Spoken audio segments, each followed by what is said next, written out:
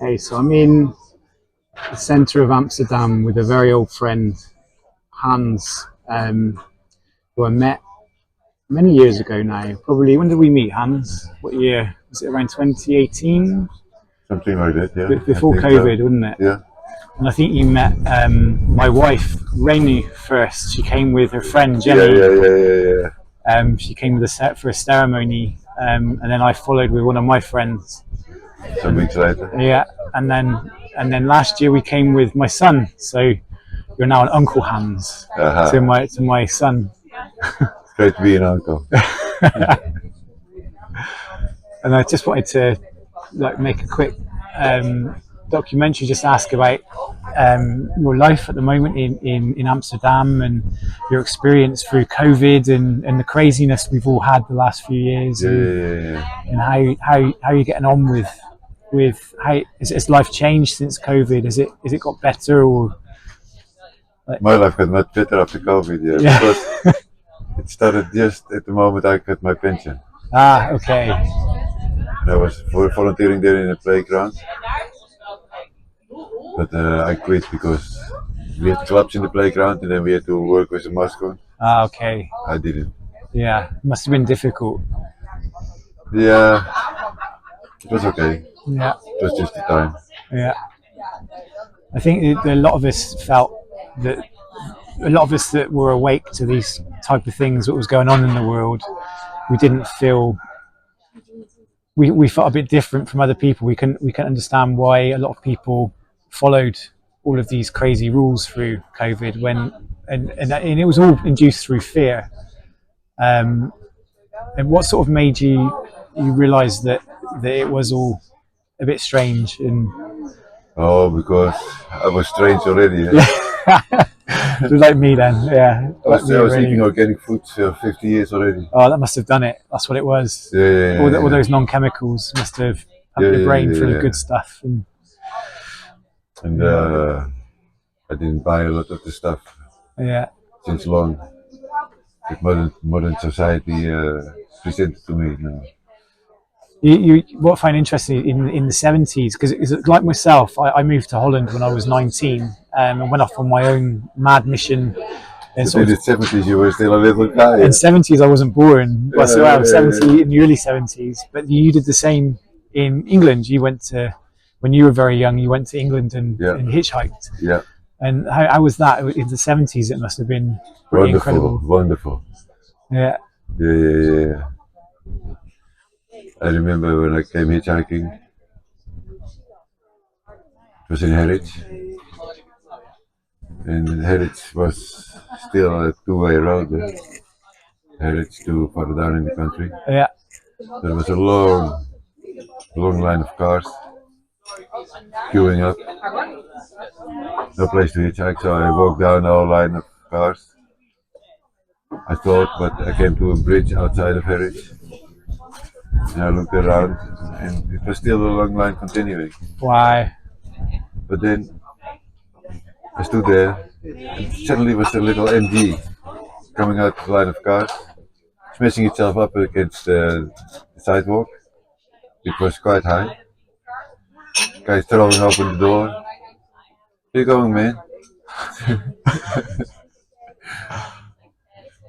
I say, I'm on my way to Cheltenham. I say, I can bring you to London, he said. He did. What made you wanted to go to Cheltenham? What was in Cheltenham?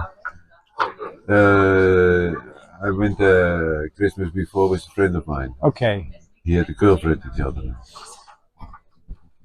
And I went to visit the same girlfriend while they'd broken up. But she was just a lovely person. So I stayed at her place for a while. We didn't have an affair, but she was just a friendly person. cool. Yeah. And it was a lot more, from what I can imagine, it was a lot more free in those times. Like you wouldn't be able to, I suppose you would be able to hitchhike in England, but you wouldn't get the same response as when you did in those days where everyone was a lot more friendly. Yeah, yeah, yeah, yeah, yeah. And it's crazy because we've got all this communication now, social media, but people are more fearful and less friendly, there's less.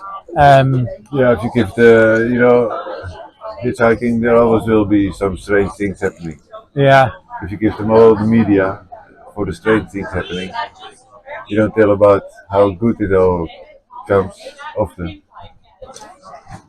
Yeah, people don't care about hitchhiking anymore after a while. Yeah. How have you found that one question that a lot of people have back home is about Holland and the farmers, because what's happening at home as well is that the farmland's under threat, where and they're selling the land. The farmers are selling the land because they've got no one to take it over because there's no money in farming, and then they're building solar panels in the fields, and Yep. and there was a big farmers strike in Holland, and obviously Holland is all farmland. A lot of the farmers, they feed like a lot of countries, not just Holland. But so what's your take on what's happening at the moment in Holland with what pressures are they putting the farmers under here? They say there are too few farmers, too many farmers. Too many. I say there are too few. Yeah. The ones existing, they got very big, Yeah. very mechanized, very dependent on chemicals. Yeah. It's killing the ground. So I say we need more small farmers. Yeah. Who do this organic work. And is the new rules is that helping or hindering the small farmers? Oh, hindering. Hindering. Yeah. So you're going to end up with more big farms or farmers used to have a sort of a day off at Sundays. Yeah. Now they're doing the paperwork. Yeah. Same in England. Yeah. You don't earn money from being a farmer anymore. I think what people are saying is they need to go back to local farming and local mixed farming. And pay the price. Yeah. For good food. Yeah. That's why I never was bothered with the higher prices of organic food, because I know it goes to the farmer. You know? Yeah. What really needs you to do is the job properly. Yeah.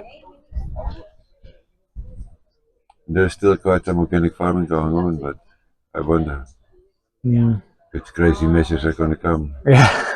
Well, this is the avian bird flu next, isn't it? They're going to try in England now. You have to, if you've got chickens, they're going to say you have to register them and vaccinate them. Yeah.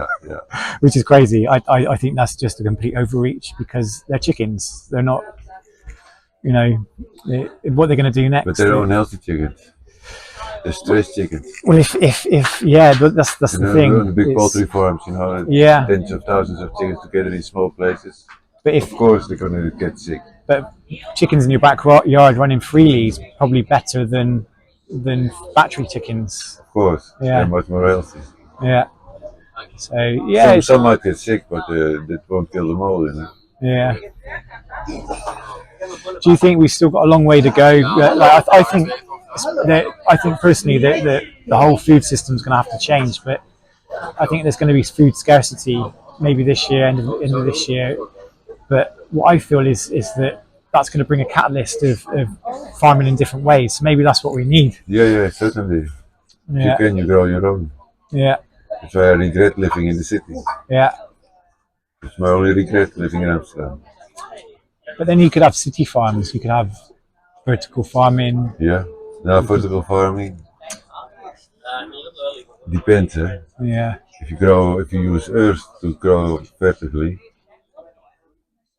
then it's okay. Then you can get enough nourishment from the plants. But not if it's hydroponics. When it's hydroponic, yeah, they just fancy some minerals and some stuff, but it's never organic, you know. Yeah. And they're breaking down. They're taking too much energy to make it marketable. That's interesting. I didn't know that. A lot of them went down already. Okay. So what would be the answer for cities like Amsterdam? What would would it just be local farming just outside of Amsterdam? Yeah. That would be good. Yeah. But we're having a big discussion about one of the last pieces, natural pieces, Rutgemeerpolder. Okay. They want to build some new industrial buildings on it, some boxes. Okay. But it's wonderful organic ground. Still not decided what's going to happen with it. I mean, what I love about Holland is because of the way it was built. It was man-made. So the Dutch made Holland. They say that God made the earth and the Dutch made Holland. More or less. We helped a bit. Yeah. A bit. but I think that's why things work, because it's very, the Dutch are very solutions focused. Like they rather than having to deal with all the politics, and if something needs doing, it's done in a way where it provides a solution for the people a lot of the time. The Dutch by themselves, yes, but I don't feel we are very much governed by the Dutch at this point. Yeah. More the big companies who their lobbies Yeah. push a certain politics. So there is also a global agenda that's affecting Holland rather than. Of course. Yeah. Same. It's interesting because it's everywhere you go. I don't know, in Europe especially, it seems that we need to go back to people making localized decisions again rather than. Yeah, but why go back? You just roll on to more personal decisions again. You know? Yeah. But I think the power is local, isn't it? It was our personal decision to leave the power to others. Yeah. You can change that. Yeah. Stick as much to your own life and your own ideas. Yeah. Have a garden if you can. Yeah. Yeah, that's it. Start with yourself. Yeah. Yeah, it begins within, doesn't it? You lead by example. It's a good point, Hans. Very good point. It's the way we can change the world is by changing yourself. The only way. Yeah, the only way. Yeah. It's a man against the masses, eh? Yeah. Definitely. But man doesn't realize that they form the masses. And the masses now is. It's very important what each individual decides. Yeah. I think that's another thing, is people have just got used to following and forgetting and just carrying on and not taking responsibility or accountability. There's the scientific mist screen, eh? Yeah. They know better. Yeah. That's what we get in our councils a lot, Hans, in the UK. The people are dumb. We know better. We're going to do whatever we want because we know what's good for you. We know what's good for you. We know that climate change is real, and we know that all these things are coming. COVID is very dangerous. COVID is dangerous, and Putin is a devil. Putin's a devil. Yeah. And therefore, that's the mainstream norm, and they can do whatever they want. So, I think what we do is educate ourselves and make our own informed decisions. And our bodies are feeble things that need repair by doctors. Yeah. We can't look after our own bodies. Right. Yeah. Need to be replaced. If things fall off, need to be replaced. Right. Yeah. But it's difficult, you know. I would like to have a good doctor. Yeah, I really could help me with herbal remedies and all such, but it's hard to find. It is really hard to find. I mean, the closest I've got is an Ayurvedic clinic in India. That's pretty good. Yeah, that's pretty good. But nothing in the West. There's a lot of people now. Like I've got friends selling good supplements and things that help, but from a real, like we used to have years ago, you used to have a family doctor and he knew everything about you. Yeah. And he actually cared on your health. But now what they do is all they're doing is putting a slap, a plaster over a wound that they never heal. And that's what's happening with mainstream. Holland, there's 17 million people, about 11 million are chronic patients. How many? 11. Why? Because there's money in it. Yeah. You must follow your medicine, man. Yeah. And it's an easy way to control people, and and you spend money. Yeah. So I think all these drastic changes that happen, I think, is a catalyst to bring in something new, which is, I think, it'll give a lot of people a slap in the face to realise that things aren't that great. Let's hope so, anyway. I tried to slap those faces in my days.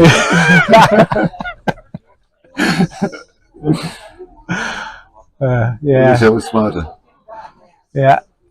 I'll tell you what's when I lived in Holland in '98, things seemed a lot more free, and things. All right, it wasn't probably as safe. Like you sort of had to watch yourself a bit more, but everything was more social. I was really shocked today to go back to the old youth hostel I stayed at, and it was so sterile. Whereas before it was a real hub of activity and socializing. Yeah. And again, I think it's down to social media putting the fear into people and everyone can form in, I suppose, rather Not than. necessarily social media. Sorry. That's not necessarily more social media. I'm very happy with social media. Thank you to YouTube, thank you to Facebook. Yeah, Brings me a lot of contacts and lots of. that's true. It works both ways, doesn't it? Like, yeah, so we can get this message out and other messages.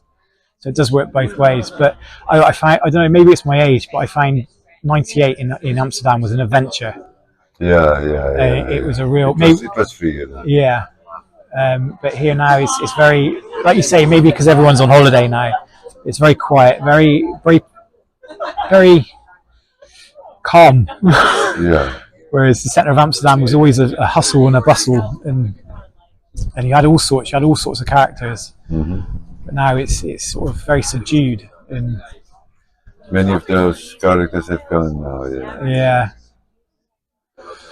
I used to know a character called Monkey Man, and he was at the Bos Youth Hostel. He used to sit there and smoke a pipe, and he used to tell mad stories about how he used to train monkeys. But it was all those sort of characters now I don't sort of seem to meet. But like I said, maybe it's just because of my age. I'm getting older. Many came from the 60s, 70s. Yeah, but a lot of them as well, I think, came back from Asia. They used to come back to Schiphol on the way back from travelling around Asia, and they used to always stop in Amsterdam. Yeah.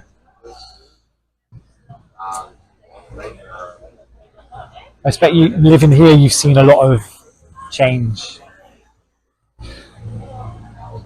Yeah, in a way, it's not bothering you. That's me. Many people are a bit disgusted about so many tourists. Yeah. It's getting a bit overrun. But I live in a quiet space, so it's quite okay. You wonder where it's going.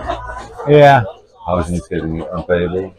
I think maybe it's comparable to back home, where, or even everywhere, where the locals are suffering because they're not seeing the benefit of their own their own life, where they live, and a lot of tourists are coming in and outpricing them through Airbnbs and rent, so that everything goes up because of tourism, but the locals can't afford anything. Now Airbnb, they took some measures. It's not so easy anymore to rent your house out. Yeah. But it's more the expensive, and the companies will pay big money for a place for the workers to stay. Yeah. It's driving up the price most, and there's a lot of speculation in real housing. Yeah. It's a big problem in England is there's not enough houses, but there's also mass immigration, so it's having that balance of. It's also the money system. It's breaking down. Yeah. Many people with a lot of money, they rather buy bricks than have a big bank account. Well, buying food's bad enough at the moment.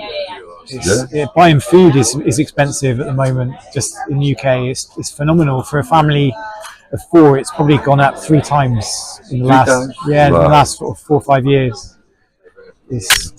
I'm used to expensive food because they always buy organic. Yeah. Well, so do we, but now it's getting difficult. It's getting very difficult to buy good food.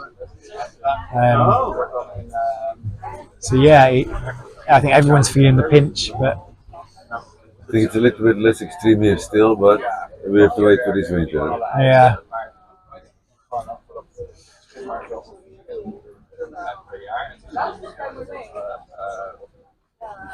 All those lovely boats passing by, getting distracted. It's a beautiful spot. I forget how amazing Amsterdam is.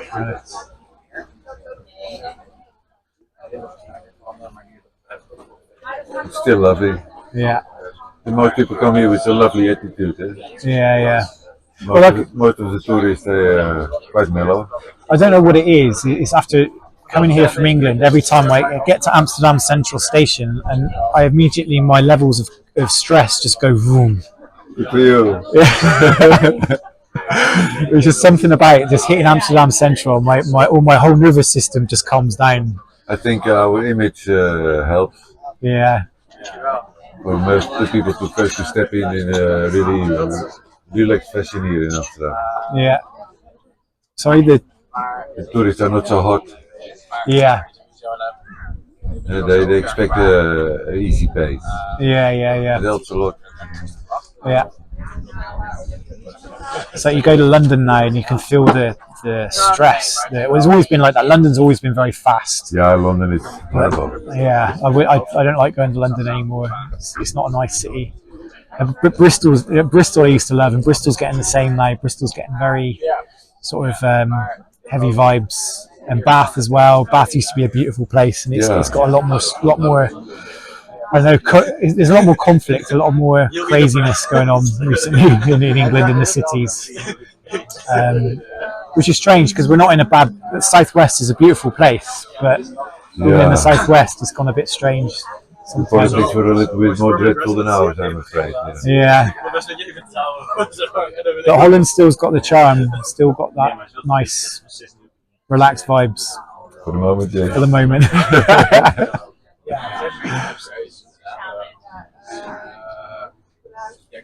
It's great talking to you, Hans.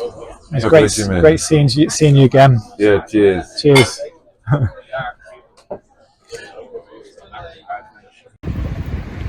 Lovely summer's day in Amsterdam. It is.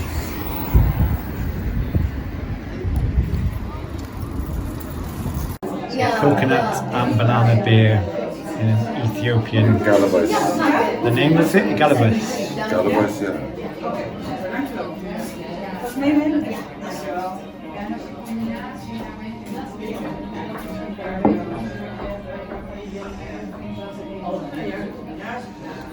Prost. Proost, jongen. Cheers.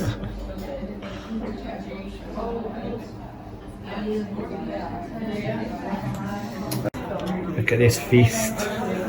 So these are a bit like roti, I suppose. Like bread.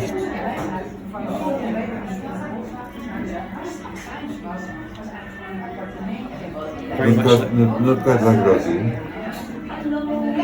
Very much like a thali in India. It's in the evening now. I've just come from Hans's just to go to the supermarket before it closes. It's nice and cool in Amsterdam. And it's been a nice day. It's been a beautiful day today actually in Amsterdam. It's been really nice. Bit of a shock with Bob's Youth Hostel. That was the biggest shock actually, I think. Where it used to be a really kicking place. Real buzzy, lively place full of backpackers, and now it was just really sterile, and new management didn't want me to take pictures, or it was a bit strange. But rest of Amsterdam, always nice, always just it's just so much more chilled. And the energy is just a lot more chilled than back in the UK. Anyway, I'm off to Albert Heijn before it shuts, and then I'll be going to sleep soon, ready for my journey tomorrow. Just a blast from the past. I remember now when I lived in Holland, I always had these moments where I felt like Captain Kirk talking to Spock, especially in like normal circumstances like the supermarket, where everything is just works and it's so logical. It's like talking to a Vulcan.